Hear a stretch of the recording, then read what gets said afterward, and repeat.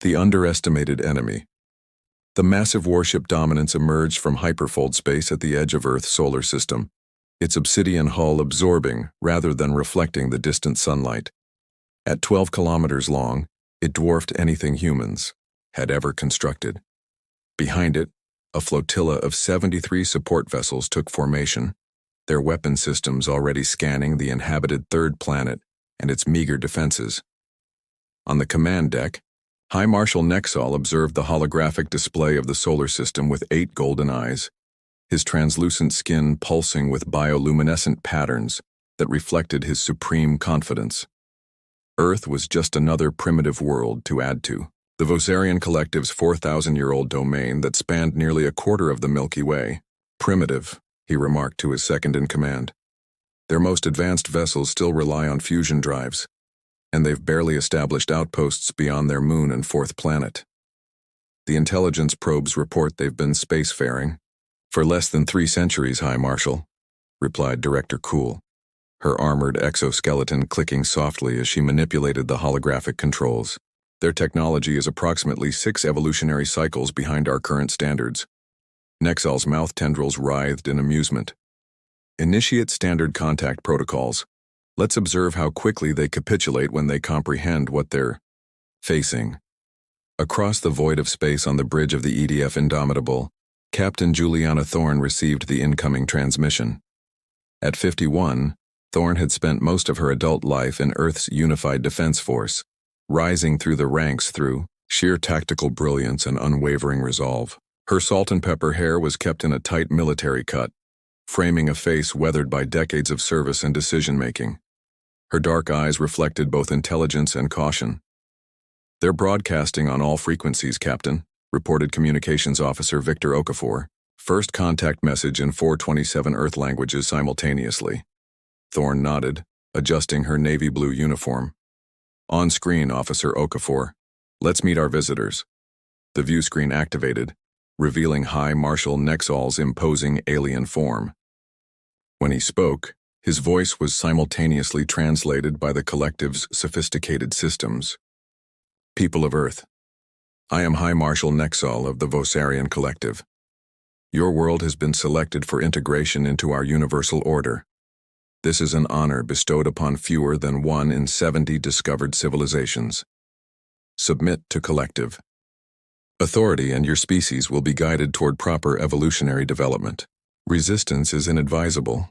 Thorne maintained her composure despite the thinly veiled threat.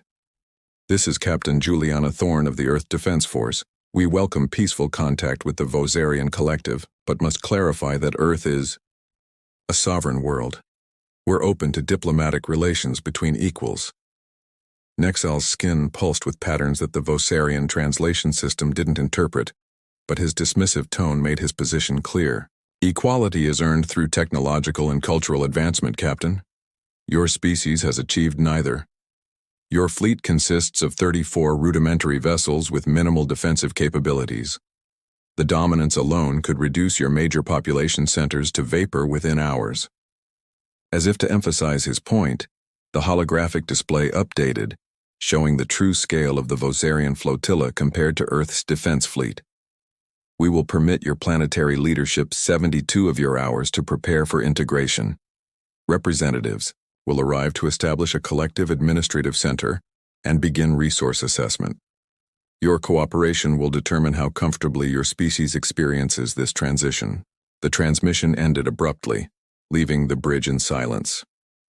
Lieutenant Commander Hiroshi Nakamura, Thorne's executive officer, broke the silence. "They're not even attempting to disguise their intentions. This is an invasion with a courtesy. Notice." Thorne turned to her tactical officer. "Commander Alvarez, assessment of their capabilities based on our scans." Commander Diego Alvarez, formerly a quantum physicist before joining the EDF, studied his displays with evident concern. "Their energy signatures exceed our measurement capacity, Captain. Shield technology beyond our comprehension. Weapon systems that would slice through our hulls without resistance. And that's merely what they're allowing us to detect," Thorne nodded slowly. "That's the critical factor, isn't it? What they're permitting us to see." She activated her communication link. Get me a secure channel to Admiral Chandra, Priority Alpha. 40 minutes later, Thorne stood in a heavily shielded, underground chamber beneath the Lunar Defense Headquarters. The room contained only a circular table around which sat the 15 individuals responsible for humanity's military response to any existential threat. Admiral Priya Chandra, the steely-eyed, formidable leader of Earth's unified defense forces, presided over the emergency meeting. The Vosarian vessels represent precisely what our intelligence projections anticipated we would eventually encounter, Chandra stated.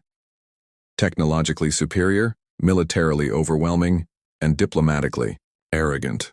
They've done this hundreds of times before. Intimidate a developing world with their superior firepower, then strip it of resources and subjugate its population. Can we negotiate? Asked the African Union representative. Their message was unambiguous, Thorne replied. They don't negotiate with lesser species, and their scans show they've already begun cataloging Earth's mineral deposits and biological resources. Then we activate Prometheus, stated Admiral Chandra, referring to humanity's most closely guarded secret, a defense protocol developed in anticipation of this exact scenario. There were nods around the table. For 70 years, since humanity's first detection of signals suggesting advanced civilizations, Earth had been preparing in secret. While publicly developing conventional space technology at a measured pace, the world's governments had unified their defense research, investing countless resources into hidden technologies and weapon systems that would give humanity a fighting chance if they ever encountered a hostile advanced species. The collective has scanned our visible fleet and infrastructure, continued Chandra. They see exactly what we want them to see, a moderately advanced civilization with limited defensive capabilities. They have no knowledge of the Prometheus platforms or the true nature of our primitive vessels. Thorne spoke up. We should maintain the deception, act intimidated, perhaps even begin symbolic preparations for their arrival. Meanwhile, we activate the full defensive grid and prepare our response. 14 hours later, Thorne returned to the Indomitable. To any observers from the Vosarian ships, Earth appeared to be a planet coming to terms with its new reality. Diplomatic channels were filled with fearful discussions about how to appease the new galactic overlords. The defensive fleet maintained standard patrol patterns, making no aggressive moves. But deep beneath the lunar surface, within asteroids positioned throughout the solar system, and hidden within the seemingly primitive Earth vessels themselves, a very different scenario was unfolding. Status of the Prometheus grid? Thorne asked as she entered the Indomitable's true bridge, concealed behind layers of shielding that masked it from external scans. 94% operational, Captain, replied Commander Alvarez. The final elements in the Kuiper belt will activate within 2 hours. And the fleet? All 34 vessels display normal signatures externally. Internally, quantum drives are powered and phase. Shields are ready. Nanite weapon systems are armed but dormant. Thorne nodded with satisfaction. And the collective? Still in standard formation. They've launched reconnaissance drones toward Earth, but nothing that suggests they suspect anything unusual. They're confident, Captain. They assume this is routine. Their overconfidence is our advantage, Thorne replied, studying the tactical display. Their ships are formidable, but they've positioned themselves for an intimidation display, not for actual combat. They expect submission, not resistance. 30 hours into the 72-hour ultimatum, the collective made its first mistake. 4 mid-sized vessels broke formation and moved toward Earth, clearly intending to establish an early presence before the deadline. Thorne was ready. Maintain passive posture. Let them approach to optimal range. As the 4 Vosarian ships entered high Earth orbit, they broadcast a message planet-wide. These vessels will establish preliminary administrative control. Your planetary leaders will report to them immediately to begin the integration process. Thorne gave the order she'd been waiting to deliver. Activate Athena Protocol. Targeted demonstration only. From what appeared to be an ordinary communication satellite, a pulse of energy too quick for even the advanced Vosarian sensors to detect shot toward the lead alien vessel. The pulse contained billions of specially programmed nanites that attached to the ship's hull, immediately bypassing its defensive shields through quantum tunneling, a technology that the collective hadn't yet mastered. On the Vossarian vessel, alarms suddenly blared as systems began failing in cascading patterns. Its shields flickered and died. Weapon systems went offline, and propulsion failed. The ship hung dead in space. On the Dominance, High Marshal Nexal watched in disbelief as one of his cruisers went dark without warning or explanation. Before he could process this unexpected development, Captain Thorne's face appeared on his communication screen. "High Marshal, perhaps we should discuss the terms of our relationship again," she said calmly. "The vessel we just disabled can be restored to functionality at our discretion. Consider this a demonstration of humanity's true technological capabilities we chose not to reveal during your initial scans." For the first time in his long career, Nexal felt something unfamiliar: uncertainty. The bioluminescent patterns along his translucent skin shifted to a configuration that among his species signified confusion. "This is some primitive trick," he declared, though his voice lacked its previous confidence. "Not a trick, Marshal. A revelation. You assumed our visible technology represented our actual capabilities. That was a mistake. We've been expecting contact with advanced species for decades and have prepared accordingly." As if to emphasize her point, throughout the solar system, hidden installations suddenly activated, revealing energy signatures that matched or exceeded those of the collective fleet. The Earth vessels themselves seemed to transform, their hulls reconfiguring to reveal advanced weapon systems as their energy signatures tripled in intensity. "We hoped first contact would be peaceful," Thorne continued. "We still do, but the Vossarian collective should understand. Earth does not surrender. We do not accept subjugation.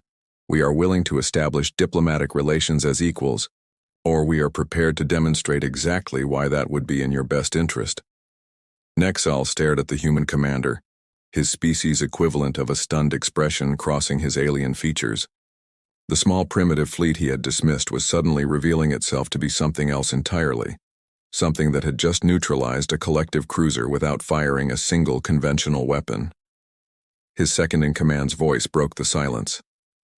"High Marshal, we're detecting new energy signatures throughout the system, and our sensors indicate the disabled vessel's quantum core is now under external control.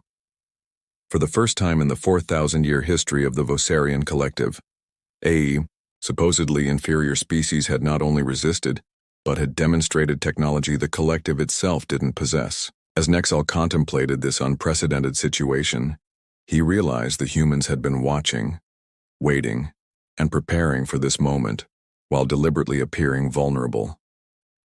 The High Marshal faced a decision that would change the course of galactic history. And somewhere deep inside, a discomforting realization began to form. Perhaps the collective's assessment of evolutionary advancement needed revision. Perhaps they had just encountered a species that could force the collective itself to evolve. The defiance of Earth High Marshal Nexal's 8 golden eyes narrowed as he studied the tactical displays, showing Earth's suddenly revealed defenses. What had appeared to be a primitive civilization with token military capabilities had transformed before his eyes into something the collective had never encountered in 4 millennia of expansion. "All vessels battle formation Theta 9, he commanded, his voice hardened with determination. "Prepare full weapons protocols. If these humans wish to witness the true might of the Vossarian collective, we shall accommodate them." The 73 vessel flotilla shifted with practiced precision, forming a 3-dimensional attack pattern designed to overwhelm any planetary defense system. Energy cores hummed to full capacity as weapon systems charged.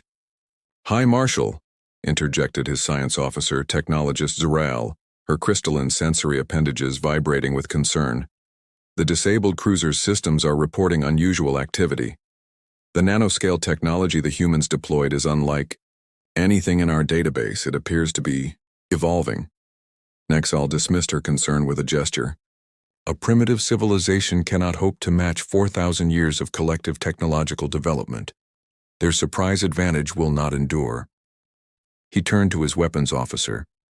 "Target their primary defense installations. Full barrage. Aboard." The indomitable Captain Thorne watched as the Vossarian fleet reorganized into an attack formation. She had hoped the demonstration would lead to diplomacy, but she wasn't surprised by their response. Species that built empires on intimidation rarely responded well to being challenged. "They're preparing to attack," reported Commander Alvarez. "Energy readings indicate weapon systems charging." Thorne nodded. "Activate all Prometheus platforms. Phase 2 defensive posture and open a channel to Admiral Chandra. It's time for the Artemis protocols." Throughout the solar system, what had appeared to be ordinary asteroids, satellites, and space debris suddenly came alive. Hidden within the moon's craters beneath Mars's surface and scattered throughout the asteroid belt, humanity's true defensive grid activated. These weren't conventional weapons platforms, but something far more advanced. Quantum entanglement systems designed to counter the very physics that powered the collective's technology. "Prometheus grid fully operational," confirmed Lieutenant Commander Nakamura. "Artemis systems standing by." Thorne took a deep breath. "Let's show them what humanity can really do." The collective fired first. Brilliant beams of concentrated energy lanced from dozens of warships toward Earth's orbital defenses and the small fleet of human vessels. Under normal circumstances, such an attack would have vaporized everything in its path. Instead, something remarkable happened.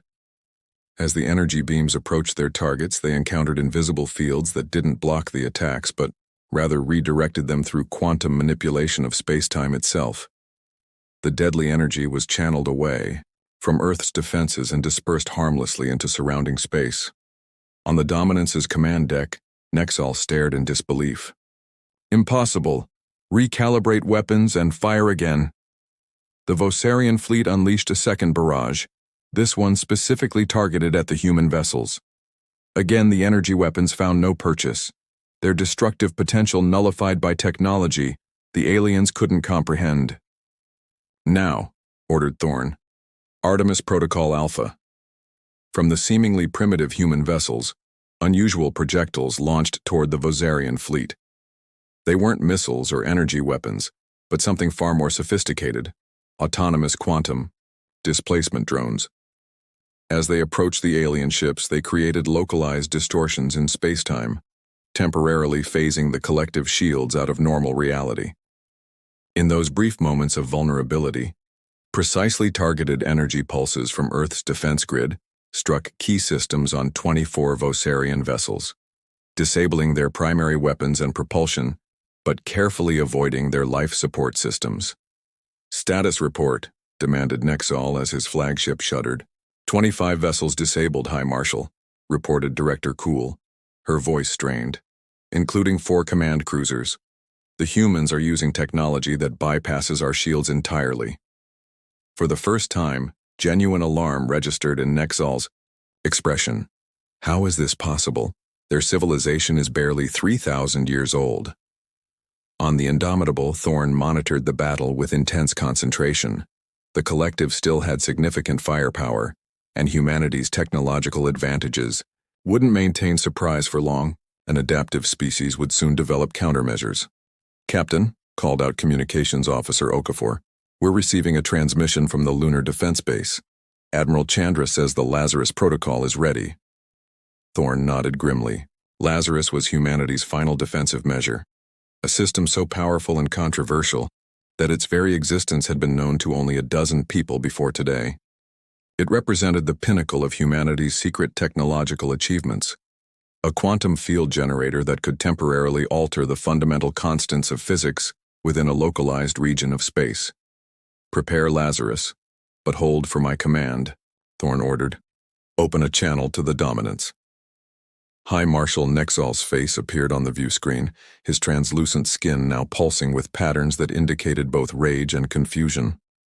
"Your demonstration is impressive, human," he said, his voice tight with controlled fury, "but ultimately futile. The collective has faced resistance before. Even now, our adaptive systems are analyzing your technology. Within hours, your advantage will be neutralized, and the full might of our fleet will reduce your world to ash." Thorne remained calm. "High Marshal, take a moment to consider what's happening here. Your vessels were disabled, not destroyed. Your crews remain unharmed. This was a deliberate choice on our part." "You expect mercy for this deception?" Nexal snarled. For hiding your true capabilities? Not deception, Marshal. Prudence. History taught us that when technologically advanced civilizations encounter less developed ones, the outcome is rarely favorable for the latter, so we presented the appearance you expected while developing defenses in secret. Thorn leaned forward. But consider this. If we were truly intent on destruction, would we be having this conversation? Your disabled ships could have been destroyed. They weren't. We seek coexistence, not conquest. On the dominance, Nexel hesitated. In all his years commanding the collective's expansion, no species had ever demonstrated such capability, while simultaneously showing restraint. Technologist Zrel, he said without taking his eyes off the human captain. Full analysis of their technology. What are we facing? The science officer's crystalline appendages trembled as she reported. High Marshal, their quantum manipulation capabilities exceed our current understanding. They appear to have developed technologies along entirely different evolutionary paths than our own. Most concerning, the nanite systems they deployed on our disabled cruiser. They're not merely disabling our systems, they're learning from them. Director Cool spoke up. High Marshal, the rest of the fleet is requesting instructions. 52% of our combat capability has been neutralized, but our remaining vessels can still deliver significant damage to Earth's population centers. Nexel fell silent, his tactical mind racing. The humans had revealed technology that could potentially counter anything the collective deployed, yet they hadn't pursued complete victory when they clearly had the advantage. Either they were monumentally overconfident, or they genuinely sought peaceful resolution despite their military superiority. Captain Thorn, he finally said, you claim to seek coexistence. What terms do you propose? Simple, High Marshal. The Vosarian Collective recognizes Earth and its colonies as sovereign territory, not subject to integration. In exchange, we're willing to establish diplomatic relations and engage in mutually beneficial technological and cultural exchange. You expect the Collective to simply retreat because of one battle? No. I expect the Collective to recognize a unique opportunity, Thorn replied. Your civilization has 4,000 years of knowledge we could learn from. We have technological approaches you've never encountered. Together, we could achieve far more than either of us could through conflict. As Nexal considered her words, alarm signals suddenly blared across the Dominance's command deck. High Marshal, exclaimed Director Cool. We're detecting massive energy buildups throughout the human defense grid. It's unlike anything we've measured before. On the Indomitable, Thorn received the signal she'd been waiting for. Lazarus is fully charged, Captain, reported Commander Alvarez. Awaiting your command. Thorn nodded. Targeted demonstration, only. Minimal radius, 5-second duration. From a hidden installation beneath the lunar surface, an invisible pulse of energy emerged, propagating through space toward the heart of the Vosarian fleet. As it reached its target, a small, uninhabited region between the alien vessels, it activated. For 5 seconds, the fundamental constants of physics within that localized bubble of space changed. Electromagnetic forces fluctuated, strong nuclear forces weakened, and gravity itself momentarily behaved according to different rules. The Ari effect was visually stunning. A shimmering distortion in the fabric of reality, like a ripple in the cosmos itself. As the demonstration ended and normal physics reasserted themselves, silence fell across both fleets. What was that? Nexal finally asked, his voice barely a whisper. That, High Marshal, was a controlled alteration of physical constants within a defined spatial region, Thorn explained. A small demonstration of Lazarus technology. At full power and broader radius, it could temporarily render your vessels' technology non-functional while leaving the ships and crews completely unharmed. A less restrained application could have more permanent effects. The implications weren't lost on Nexal. Technology that could alter the fundamental rules of reality itself meant humanity could theoretically neutralize any weapon, any shield, any system the collective might deploy, simply by changing the physics they operated on. You're bluffing, he said, but without conviction. I'm afraid not, Marshal, though I assure you we have no desire to use this technology offensively.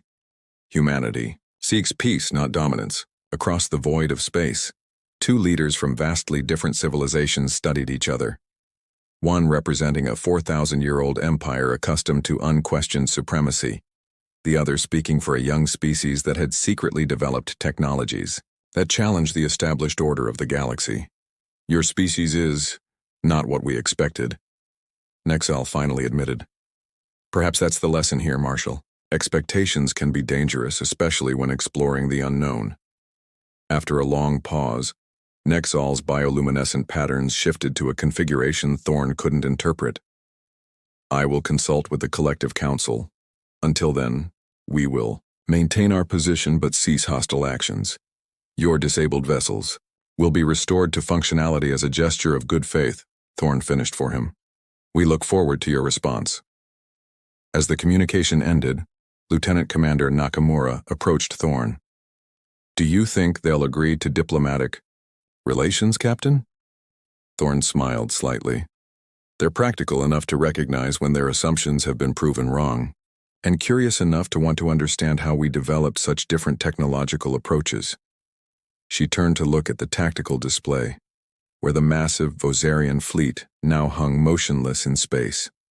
Today, we've changed the course of galactic history, Commander. For the first time, the Vosarian Collective has encountered a species they can't simply subjugate. This won't be the end of tensions, but it's a beginning, humanity's first step onto the true galactic stage. Across the fleet, similar conversations were taking place as Earth's defenders processed what they had accomplished. They had prepared, for decades, developed technologies in secret, and when the moment came, they had proven equal to the challenge. In his private chamber aboard the Dominance, High Marshal Nexal contemplated the day's events with a mixture of disbelief and reluctant admiration. In 300 years of service to the Collective, he had overseen the integration of 17 civilizations, none of which had offered meaningful resistance. Yet here was Earth, a world the Collective had dismissed as primitive, demonstrating technologies that challenged fundamental assumptions about technological development. The humans hadn't just resisted. They had done so while showing restraint that suggested either supreme confidence or genuine desire for peaceful coexistence. As his communication panel signaled an incoming transmission from the Collective Council, Nexal made a decision that would forever change his civilization's approach to expansion. These humans were different. They deserved respect, not subjugation. And perhaps, just perhaps, they had something to teach the Vosarian Collective about the true meaning of advancement. The stars watched impassively as two civilizations, one ancient and one young, began the delicate process of finding a new way forward, not as conqueror and conquered, but as equals in a universe that had just become a far more interesting place.